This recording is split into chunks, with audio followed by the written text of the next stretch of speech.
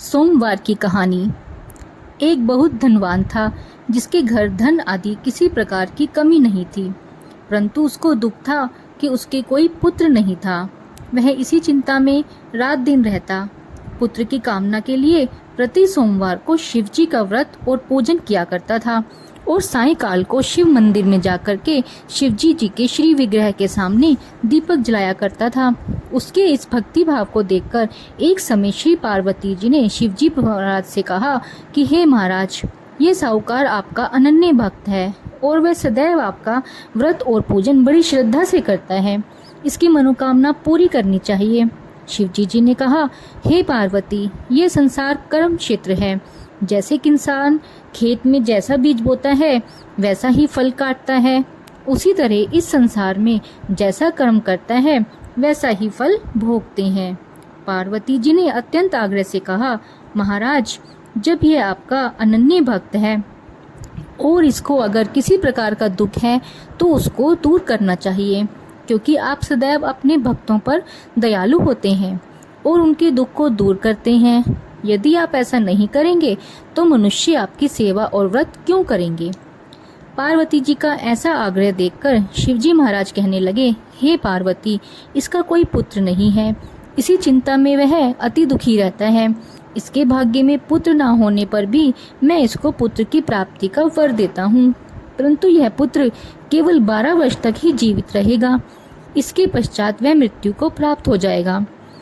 इससे अधिक के लिए मैं इसे कुछ नहीं दे सकता। ये बातें साहूकार सुन रहा था। इससे उसको ना तो कुछ प्रसन्नता हुई और ना ही कुछ दुख हुआ। वह पहले जैसे ही शिवजी महाराज का व्रत और पूजन करता था वैसे ही अब करता रहा। कुछ समय बीतने पर साहूकार की स्त्री गर्भवती हुई और 10वें महीने उसके गर्भ से अति सुंदर पुत्र की प्राप्ति हुई। साहूकार के घर में बहुत खुशियां मनाई गई, परंतु साहूकारनी उसने केवल 12 वर्ष की आयु जान कोई अधिक प्रसन्नता प्रकट नहीं की और ना ही ये बात किसी को बताई। जब वह बालक 11 वर्ष का हो गया तो उस बालक की माता ने उसके पिता से विवाह आदि के लिए कहा, तो वह साहूकार कहने लगा कि अभी मैं इसका विवाह नहीं करूंगा, अपने पुत्र को काशी जी पढ़ने के लिए भेजूंगा। फिर साहूकार ने अपने साले अर्थात बालक के मामा को बुलाकर उसको बहुत सा धन देकर कहा, तुम इस बालक को काशी पढ़ने के लिए ले जाओ और रास्ते में जिस स्थान पर भी जाओ यज्ञ करते और ब्राह्मणों को भोजन कराते हुए जाना। वे दोनों मामा भांजे यज्ञ करते हुए ब्राह्मणों को भोजन कराते हुए जा रहे थे। रास्ते में एक शहर पड़ा। इस शहर में राजा की कन्या का विवाह था और दूसरे राजा का लड़का जो विवाह कराने आया था वह एक आंख से काना था। उसके पिता को इस बात की बड़ी चिंता थी कि कहीं वर को देखकर कन्या के माता पिता विवाह में कोई अड़चन न डाल दें, वे विवाह से मना न कर दें। इस कारण जब उसने अति सुंदर सेठ के लड़के को देखा तो मन में विचार किया कि क्यों न दरवाजे के समय इस लड़के से वर का काम चलाया जाए। ऐसा विचार कर वर के पिता ने उस लड़के और मामा से बात किया तो वे राजी हो गए और उस लड़के को वर के कपड़े पहनाकर घोड़ी पर चढ़ा दरवाजे पर ले गए और सब कार्य प्रसन्नता से पूर्ण हो गए। फिर वर के पिता ने सोचा, यदि विवाह कार्य भी इसी लड़के से करा दिया जाए तो क्या बुराई है। ऐसा विचार कर लड़के और उसके मामा से कहा, यदि आप फेरों का और कन्यादान के काम का भी काम करा दें तो आपकी बड़ी कृपा होगी और इसके बदले में मैं आपको बहुत कुछ धन दूंगा। तो उन दोनों ने इस बात को स्वीकार कर लिया और विवाह कार्य भी बहुत अच्छी तरह से संपन्न हो गया। परंतु जिस समय लड़का जाने लगा तो उसने राजकुमारी की चुनरी के पल्ले पर लिख दिया कि तेरा विवाह तो मेरे साथ हुआ है, परंतु जिस राजकुमार के साथ तुझको भेजा जाएगा वह एक आंख से काना है और मैं काशी पढ़ने जा रहा हूँ। लड़के के जाने के पश्चात जब राजकुमारी ने अपनी चुनरी पर ऐसा लिखा हुआ पाया तो उसने राजकुमार के साथ जाने से मना कर दिया और कहा, ये मेरा पति नहीं है, मेरा विवाह इसके साथ नहीं हुआ, वह तो काशी पढ़ने गया है। राजकुमारी के माता पिता ने अपनी कन्या को विदा नहीं किया और बारात वापस चली गई। उधर सेठ का लड़का और उसका मामा काशी पहुंच गए। वहां जाकर उन्होंने यज्ञ किया और लड़के ने पढ़ना शुरू कर दिया। जब लड़के की आयु 12 साल हो गई उस दिन उन्होंने यज्ञ रचा रखा था। लड़के ने अपने मामा से कहा, मामा जी, आज मेरी तबीयत कुछ ठीक नहीं है। मामा ने कहा, अंदर जाकर सो जाओ।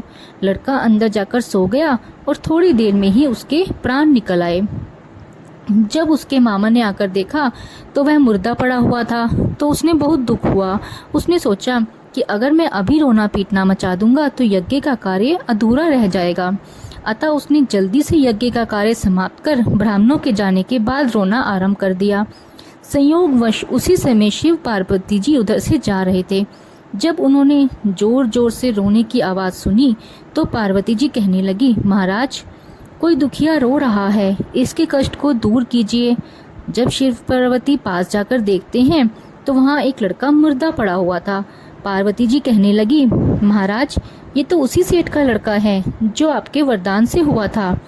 शिव जी कहने लगे, हे पार्वती, इसकी आयु इतनी ही थी, सो ये भोग चुका। तब पार्वती जी ने कहा, हे महाराज, इस बालक को और आयु दो तो इसके माता पिता तड़प तड़प कर अपनी जान न दे दें। पार्वती जी के बार बार आग्रह करने पर शिवजी जी ने उसको जीवन वरदान दे दिया और शिवजी महाराज की कृपा से लड़का जीवित हो गया। शिव पार्वती कैलाश पर्वत चले गए। तब वह लड़का और मामा उसी प्रकार यज्ञ करते तथा ब्राह्मणों को भोजन कराते अपने घर की ओर चल पड़े। रास्ते में उसी शहर में आए जहां उसका विवाह हुआ था। वहां पर जाकर उन्होंने यज्ञ आरंभ कर दिया तो उस लड़के के ससुर ने इसे पहचान लिया और अपने महल ले जाकर उसकी बहुत खातिरदारी की। साथ ही बहुत दास दासियों सहित आदर पूर्वक लड़की और जमाई को विदा किया। जब वह अपने शहर के निकट आए तो मामा ने कहा, मैं पहले तुम्हारे घर जाकर खबर दे देता हूँ। जब उस लड़के का मामा घर पहुंचा तो लड़के के माता पिता छत पर बैठे थे और ये प्रण कर रखा था कि हमारा पुत्र सकुशल लौट आया तो हम राजी खुशी नीचे आ जाएंगे, नहीं तो छत से गिरकर अपने प्राण त्याग देंगे। इतने में उस लड़के के मामा ने आकर यह समाचार दिया कि आपका पुत्र आ गया है, तो उनको विश्वास नहीं आया। तब उसके मामा ने शपथ पूर्वक कहा कि आपका पुत्र अपनी स्त्री के साथ बहुत सारा धन लेकर आया है और सेठ ने आनंद के साथ उसका स्वागत किया और बड़ी प्रसन्नता के साथ रहने लगे। इसी प्रकार से जो कोई भी सोमवार के व्रत का धारण करता है अथवा इस कथा को पढ़ता या सुनता है उसकी समस्त मनोकामना पूर्ण होती है। जय शिव जी महाराज, जय शिव जी महाराज, जय मां पार्वती जी।